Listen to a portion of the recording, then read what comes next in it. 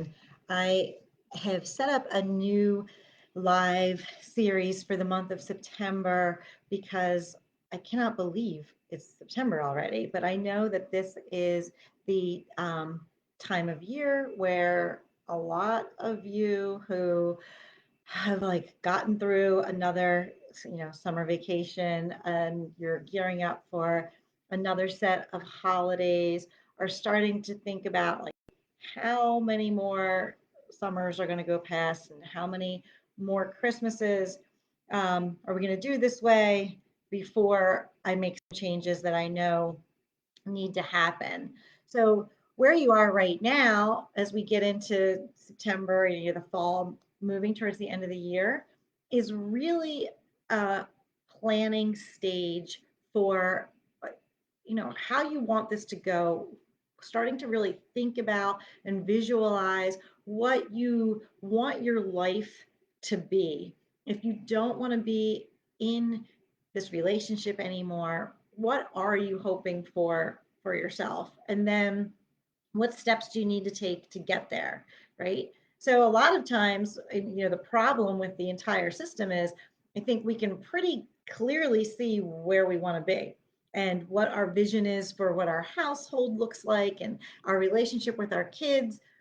But between where you are right now and that seems like the Grand Canyon, right? Like, how the heck do I get from here to there? And so, what I wanted to share with you today, and we'll do a little bit each Thursday in September, is really how to avoid today, how to avoid the number one mistake when you decide it's time to start figuring this out.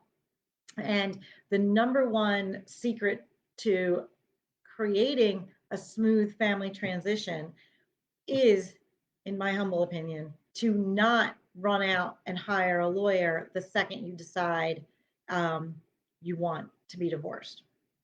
Okay, or the second you decide that it's time and you're going to start putting this wheel in motion. When you tell your friends that you want a divorce, the first thing most of them say is, you got to get a great lawyer. You've got to get a bulldog. I'll do some research. I'll help you find a pit bull attorney. And I want you to put the brakes on any of those conversations. And you need to put the brakes on and say, hey, thank you. I appreciate your concern, but I really don't want my life hijacked by a pit bull attorney. So it is appropriate to educate yourself, to maybe you're going to pay for a one-time consult. Maybe you're going to call me and I can run through with you what a typical divorce process looks like. What I know for sure is that the little bit of education, sometimes when you go to see a lawyer, they like literally just scare the crap out of you. They're going to tell you it's going to, you've got to give me $10,000 or $7,500 to get the process started. And that's to get the process started. And then you need to start collecting your tax returns for the last 5 years. And they need every bank statement for the last 3 years. And so you tend to leave that consult with your lawyer terrified and overwhelmed. And for good reason, because the traditional process is, like, if nothing else, it's overwhelming. It's beyond overwhelming because one day you're kind of like trudging along and you've been putting like one foot in front of the other. It's not the end of the world. And then the next day you're literally in a battle with your spouse because your lawyer has filed for divorce. So the reason, the number one secret of creating a smooth transition is to not hire a lawyer is because of the way that traditional process goes.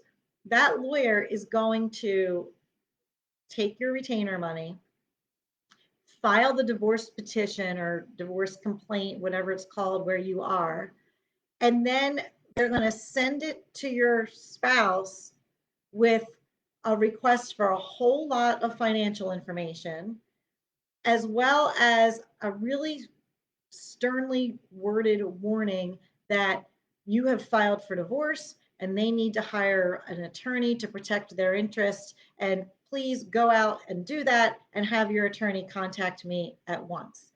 There's also language in there usually about, you only have 30 days to respond.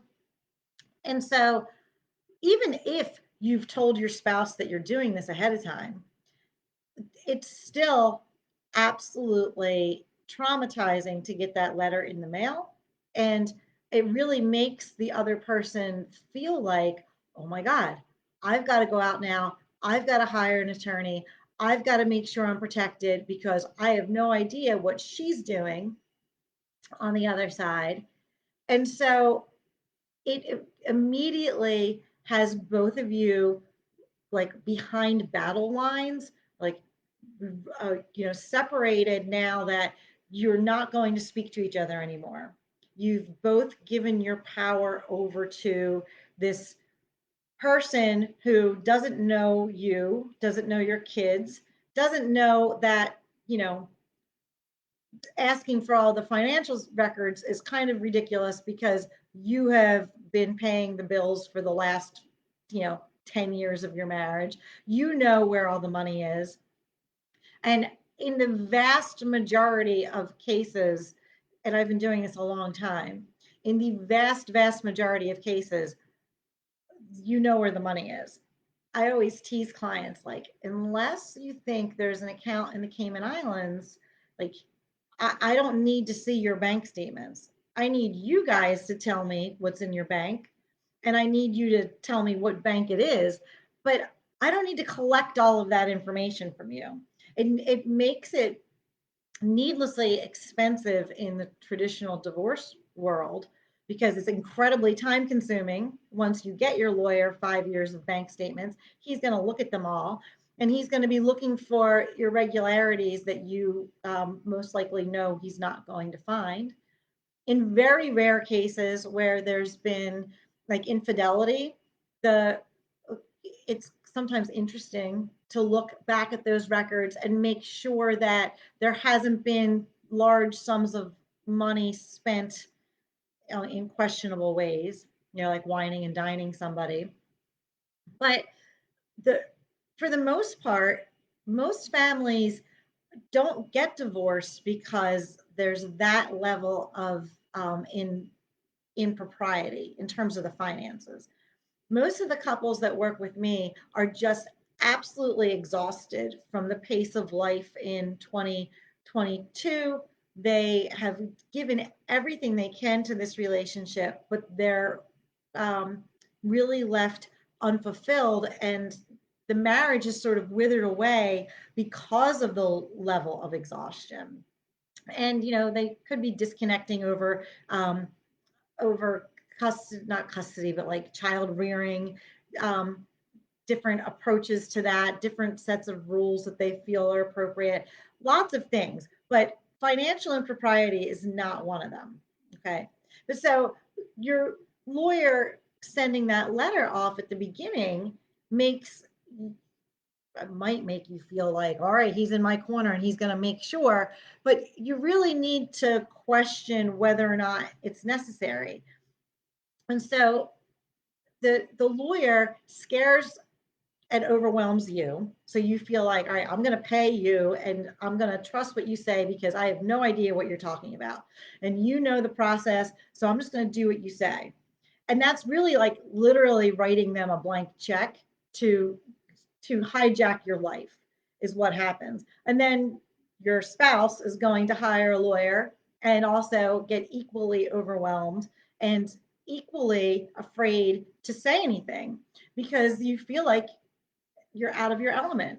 And you don't know how the traditional court system works. So it sort of makes sense that you're going to kind of sit back, take a back seat, and let this process play out. But if you want to create a smooth family transition, that is the opposite of what you want, because a smooth family transition into two households is much more deliberate, much more compassionate in terms of being aware that we are trying to reduce either one of you feeling completely overwhelmed.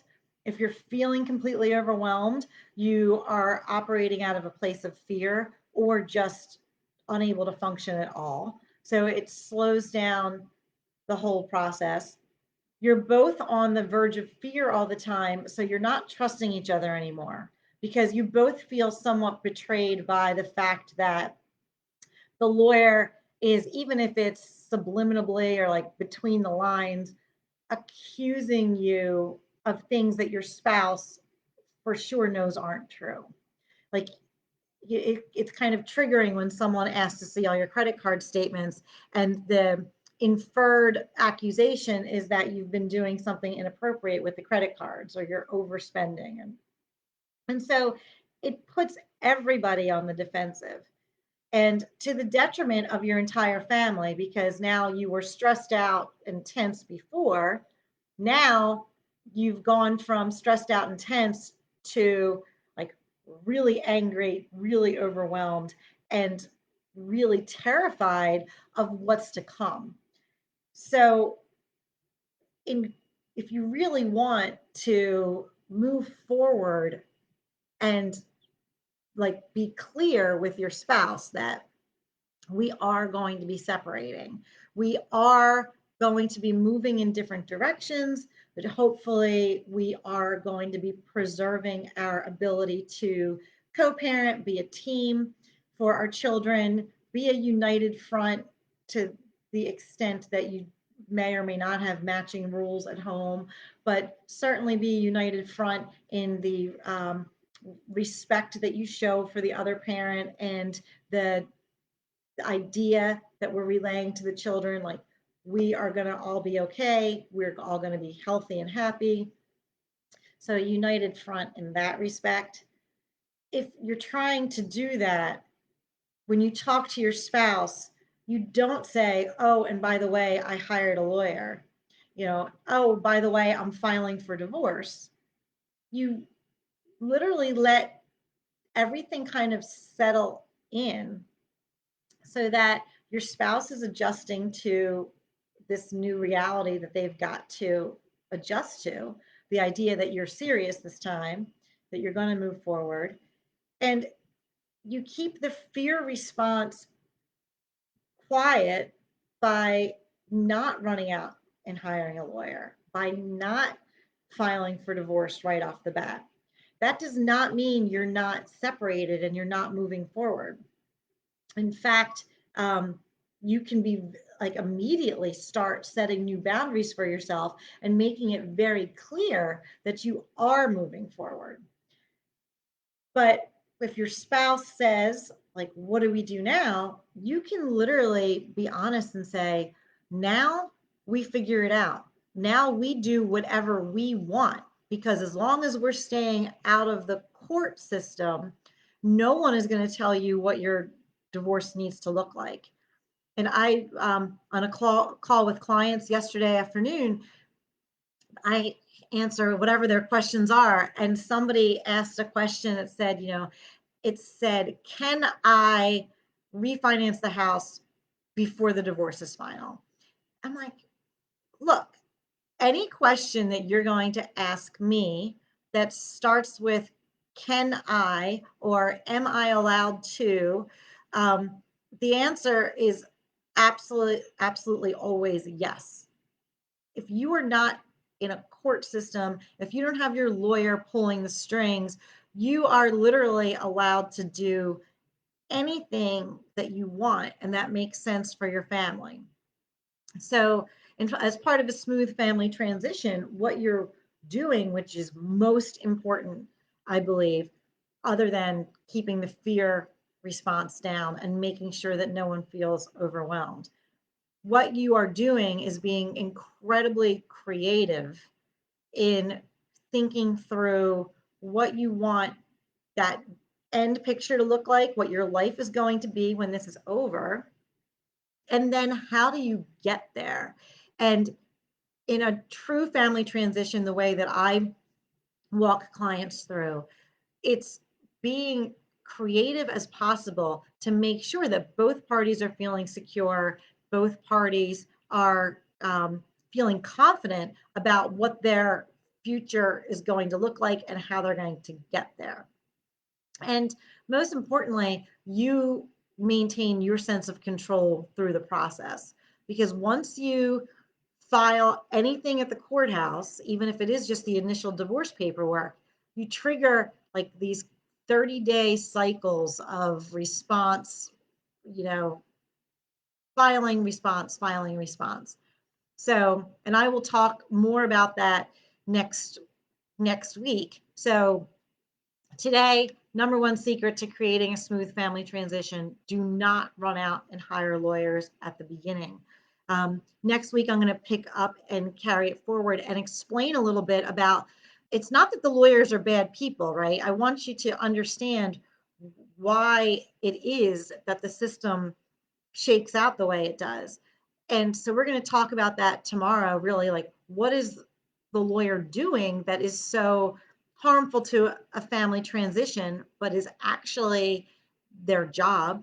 They're not being unethical. They're not doing something that they're not supposed to do.